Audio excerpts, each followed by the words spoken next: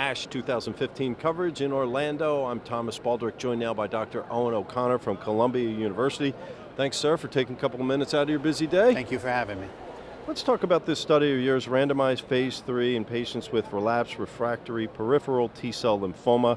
And you used Alisertib for this. Why would that be? Well, Alisertib is an Aurora A kinase inhibitor. There was some early phase 2 data in all patients with non-Hodgkin's lymphoma conducted by Jonathan Freeberg. And in that study, he noticed a pretty interesting response rate in patients with aggressive lymphomas, but in particular, patients with relapsed refractory peripheral T-cell lymphoma seem to have a response a little bit higher than the other patients with B-cell malignancies.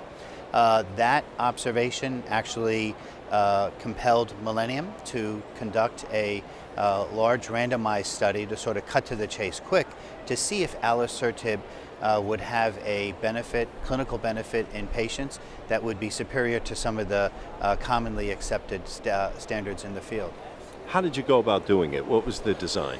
Well, the design was a randomized phase 3 study using Alisertib at its prescribed phase 2 dose, and it compared to Investigator's choice, which included 3 drugs, pralatrexate, romidepsin, both of which carry approvals in the U.S. for patients with relapsed PTCL, and gemcitabine, a drug commonly considered to be a community standard. And it used a statistical design where there were 2 interim analyses built in. The first based on overall response rate. The endpoints of the study were designed to look at overall response rate, about a 25% improvement, and progression-free survival to look at about a 37% increase in progression-free survival.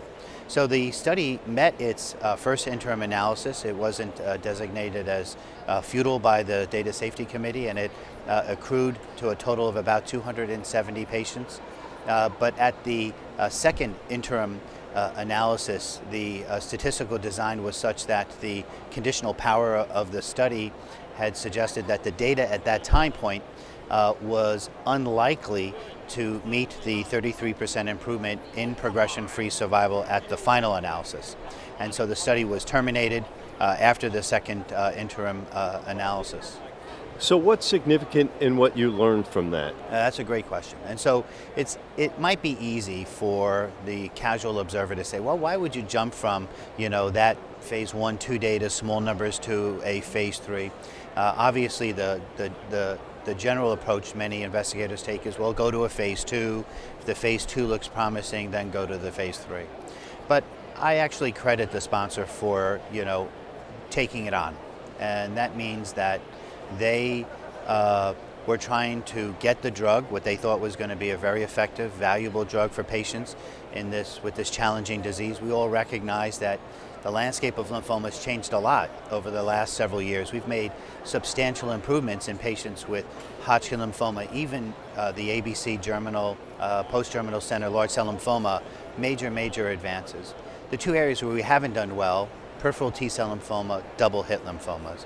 So the notion that we could try to expedite that drug into a regulatory study, perhaps hasten its arrival in the clinic to help patients, I think is a laudable one.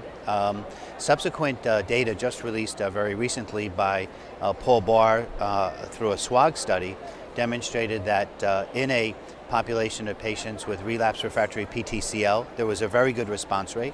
It looked a lot like the other drugs, but this particular study revealed that it wasn't better in terms of that progression-free survival benefit. But for me, one of the interesting observations was the activity of the other drugs in the comparator arm.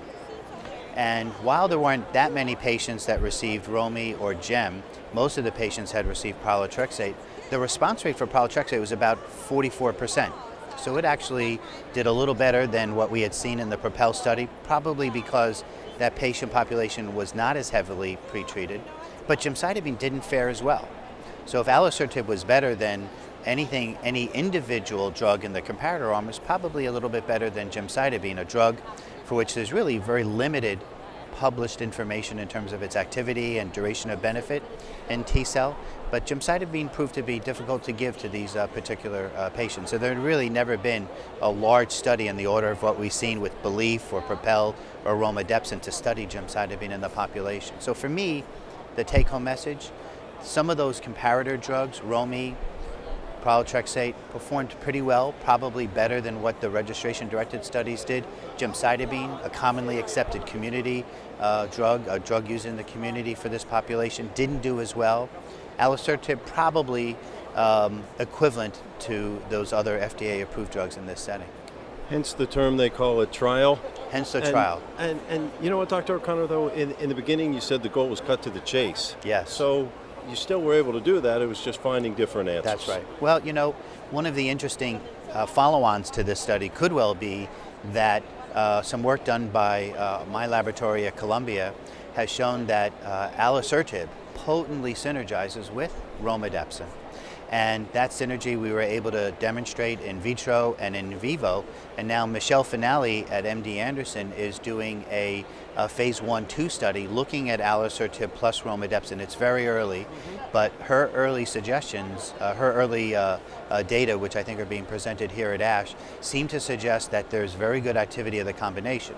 If that holds up, if we do see good activity in the phase 2 of romidepsin plus alisertib, it's not an unreasonable suggestion to consider a randomized study of romidepsin plus alisertib versus romidepsin. That could be a regular